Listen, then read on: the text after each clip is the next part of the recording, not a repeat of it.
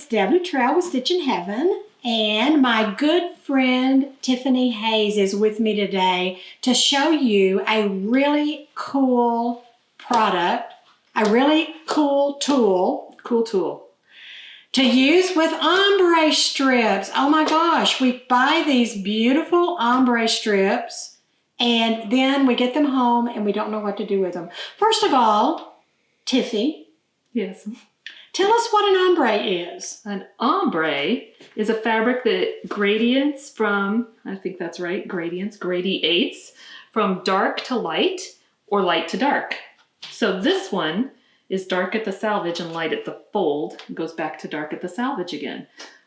But they're printed different ways.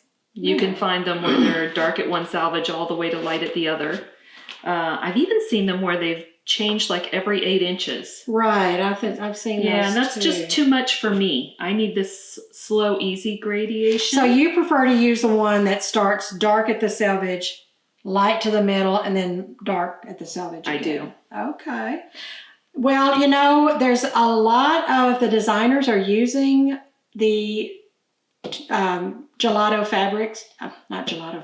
ombre fabrics for all different kinds of things. And I just thought it would be fun to have Tiffany here to show us some ideas on some things that she has come up with her 90-degree tool. Right. It's got a very fancy name. It's called the 90-degree tool. Okay, well, why don't you talk to us about this quilt behind us first and tell us a little bit about how you came up with this. All right, so this quilt uses that 90-degree triangle tool to get 3 portions of the gradient color. So we have the dark, the medium, and light that we are managing to get. And we actually get 2 of these triangles out of 1 strip, but I'll show that in a second.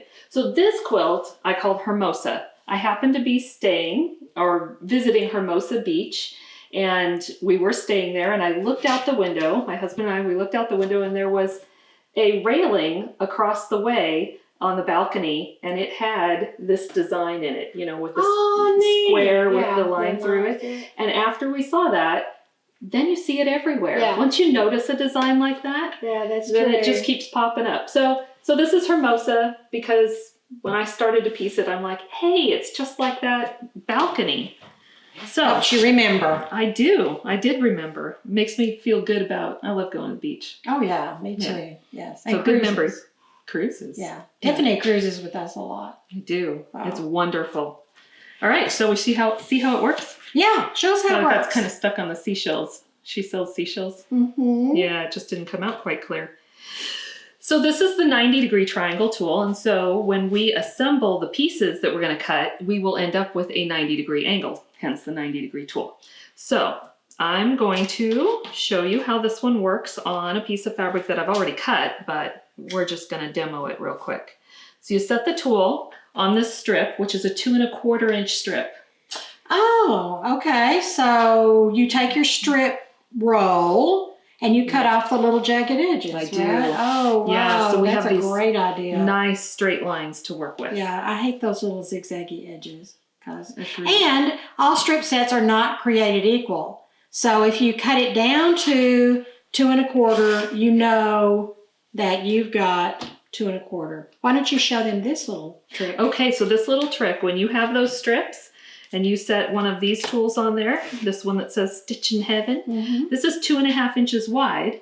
It's only 6.5 long, but for this purpose, it works just great. When you open up your strip set from wherever, whatever company it came from, if you set this tool on it, this ruler on it, you can tell where your 2.5 inch exactly is on that strip of fabric, whether it's on the outside of your pinking edges or the inside, you know, the mountains and the valleys. Right. So you just want to know where your 2.5 inch is. If you're just sewing an easy pattern where you're just sewing all those strips together, you're fine. But if you're sewing a much more intricate pattern, you need to know that your 2.5 inches accurate before you start. So yeah.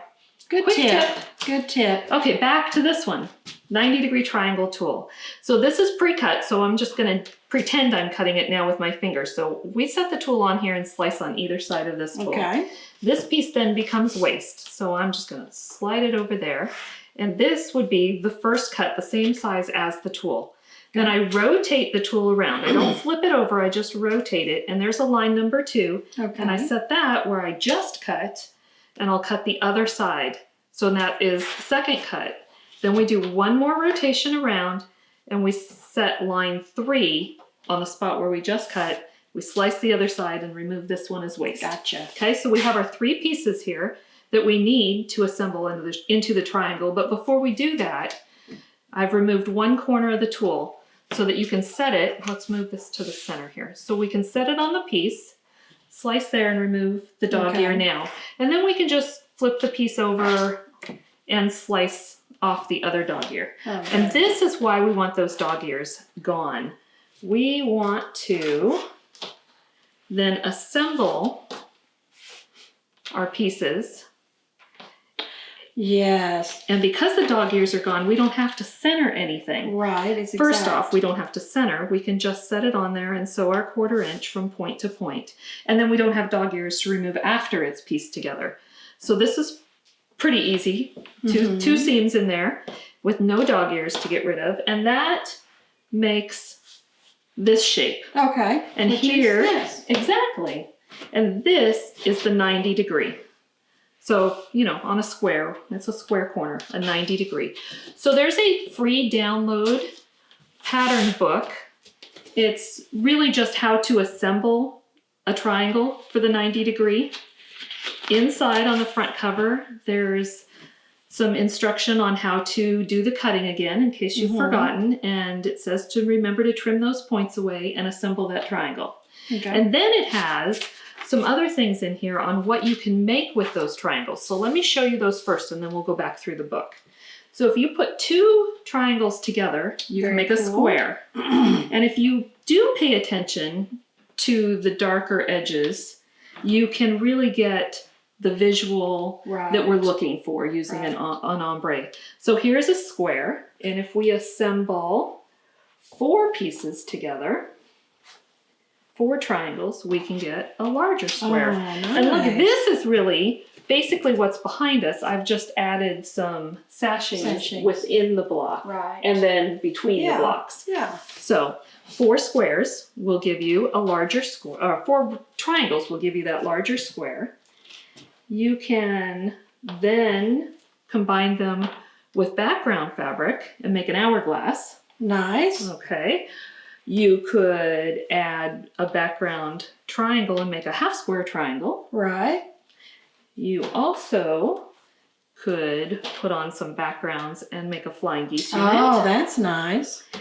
Or put 2 together and make a larger flying geese unit. Yeah. How big is this square? I believe it finishes 7.5 by 15. Here. I believe it does say 7.5. Yeah, 7.5. There we go. There you go. 7.5. Finish 7.5 by 15. Okay, Nice. We'll put it in the book. So in the book, after we make the triangles, we do have instructions. This one's pretty easy. We just put the squares, the triangles together to make squares.